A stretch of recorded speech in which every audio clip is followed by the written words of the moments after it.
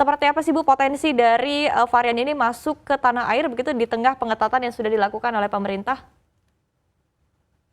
Ya, jadi kemungkinan untuk masuk masih tentu masih tetap ada, tetapi sejauh ini perkembangan atau investigasi untuk Omikron ini menunjukkan hal yang baik.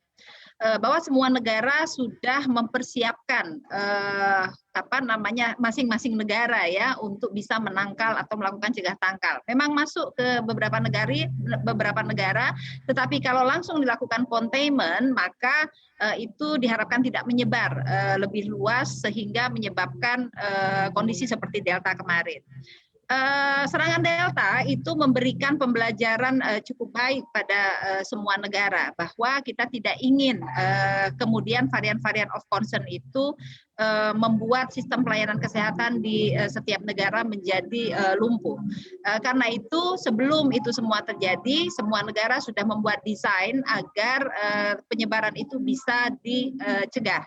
Salah satu caranya tentu melakukan cegah tangkal di pintu-pintu masuk.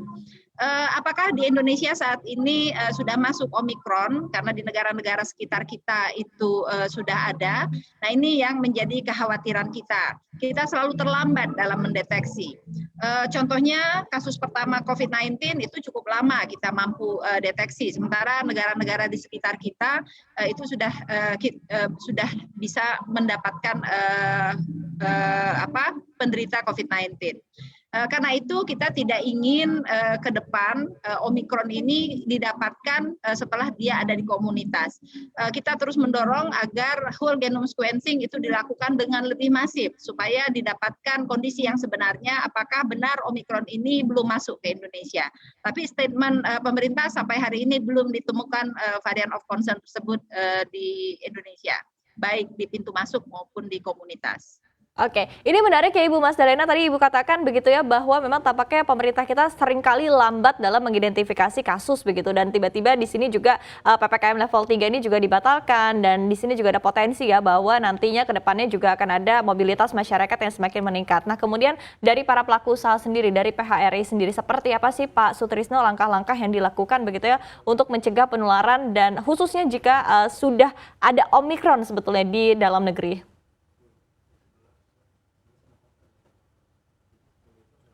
Kalau dari pelaku usaha khususnya PHRI, sejak awal tahun sebelum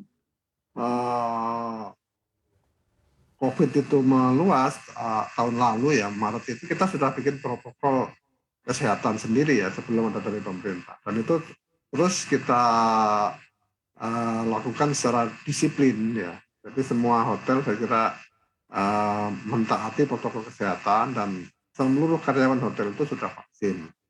Kemudian juga saat ini juga sebagian besar dari hotel sudah CHSE ya, sudah mengikuti itu. Jadi seharusnya tidak ada masalah ya dari sisi itu. Hanya saja memang kita berharap agar varian baru Omikron ini jangan sampai masuk. Gitu. Karena kalau masuk nanti akan sangat sulit lagi mengendalikan ya. Seperti yang pengalaman kita yang lalu, apalagi Omikron ini kan tingkat penularannya sangat tinggi ya dibandingkan katakan Delta. Walaupun banyak juga yang mengatakan tidak sebahaya itu, tapi tetap terjadi gelombang ketiga lagi itu juga akan menyebabkan kita akan sulit. Ya. Ini yang saya kira menjadi perhatian kita semua. Oleh karena itu kita minta pemerintah, masyarakat dan seluruh pelaku usaha itu memang jangan lupa unduh aplikasi CNBC Indonesia di Google Play Store dan App Store untuk ikuti terus perkembangan terkini terkait berita ekonomi dan bisnis.